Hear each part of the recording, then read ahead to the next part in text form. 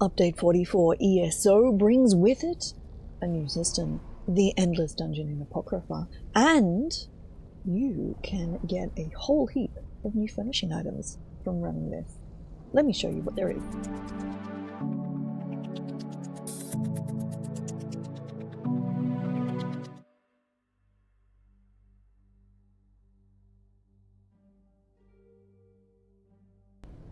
Hello, it's Icy. Yes, that's right, the Endless Dungeon is part of Update 40. It is located in Apocrypha, but you do not need to have the Apocrypha chapter to take advantage of it. It's available to all players. You can simply travel directly to here from the map.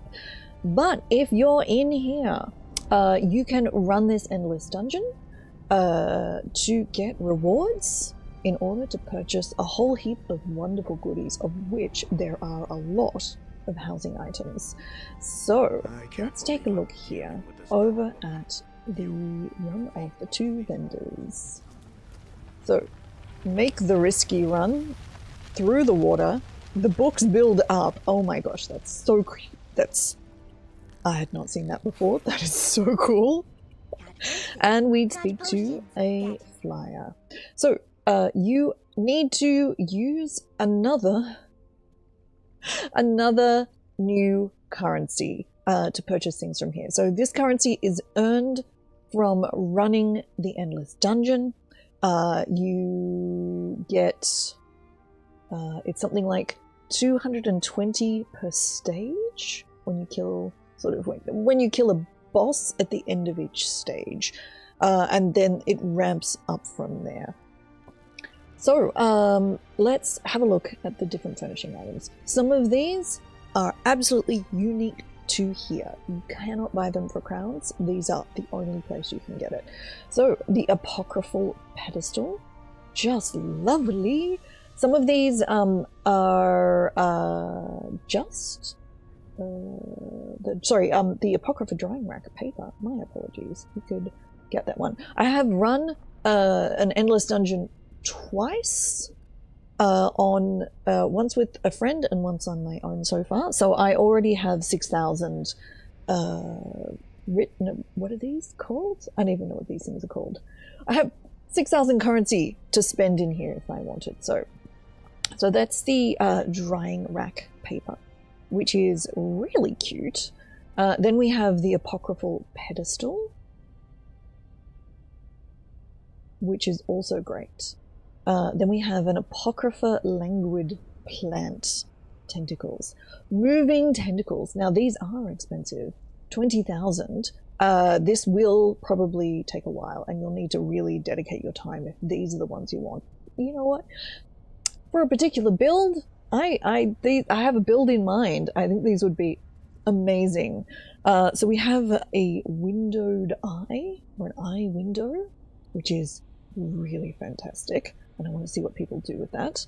Now, interestingly, so some of these additionally, they don't just need the currency, they also need the achievement. So this one requires a little help never hurt. This one needs the dynamic destroyer. This one is the first splurge achievement to get this rather wonderful obelisk with an eye at the top, which is pretty amazing. You can buy not just furnishings in here, but other things to benefit you during your run, as well as a whole bunch of basically like furnishing items as well. Not just furnishing items, sorry, crafting items. I misspoke. So this one, an assortment of basic furnishing materials. If you're running short, you might be able to buy one of these and get yourself some mundane runes. I don't know how many are in here. So we can also look at... So you can just exchange straight up your currency for gold. So 5,000 currency will get you 5,000 gold. That seems like a bad deal. So we also have the coral altar, which is really cool. I really think that one's fancy. And then also there are the curated and non-curated class sets as well. So you will get the class sets dropping from the bosses as you kill them.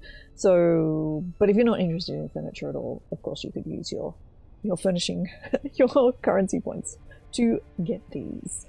Then we have this Daedric Arch in glass. This does not require an achievement. It is just beautiful. Look at this. It's absolutely amazing. And I think I definitely am going to buy that one. Then we've got this rather great little light thing, the Endless Archive Access replica. And then we've got the Endless Archive Index replica. So this is the giant floating ball that's in the center. And as you can see, it actually shows a bunch of loading screens in the middle for some reason. It's absolutely amazing. Then we have, I think, is that it for the furnishings? Let's have a look. Yep, that's it for the furnishings. Further down, you can buy uncurated sets as well. So if you're looking to quickly level up the number of pieces that you have for a curated set, you'd probably start with the uncurated versions, then switch over to buying the more expensive ones.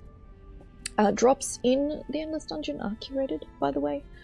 So just something to keep in mind. Now, there are other things that you can get as well.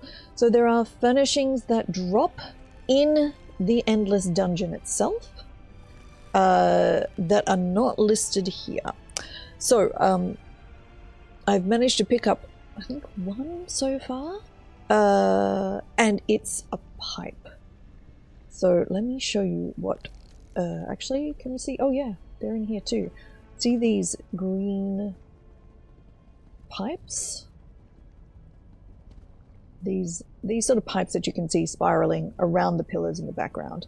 Those drop in here too, in varying sizes. So it's absolutely something that if you're a housing mancer, you want to be running in here.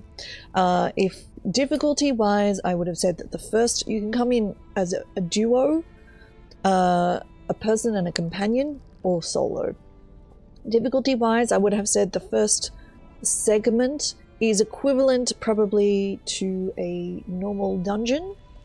So, for example, a normal 4-person dungeon done by 2 people. So it's harder than just your standard dungeon.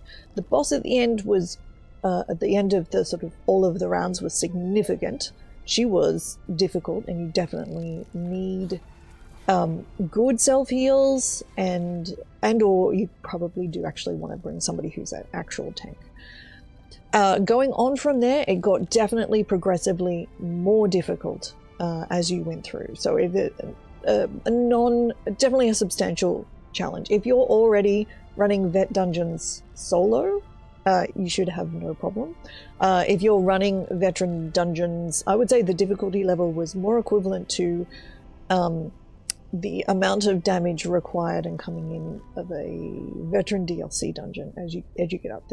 Like, it's definitely incrementing quickly, I would say. So, but I think most people should be able to clear the first arc to the first super big boss at the end. So, to give you an option.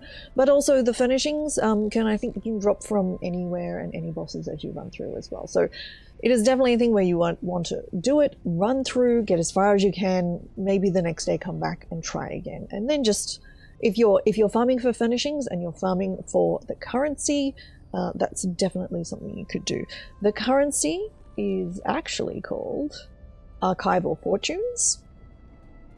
But I shall just call it the new money, as you do, because maybe, I mean, they all do different things, but there's a lot of currency in here.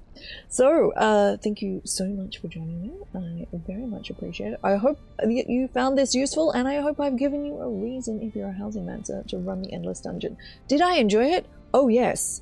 Oh, very much. If you come follow me over at twitch.tv/ICYIC, you'll probably see me running this at least once a week. This will replace any sort of VMA Vanishran Hullo runs that I've been doing previously, though admittedly I've been on a break for that.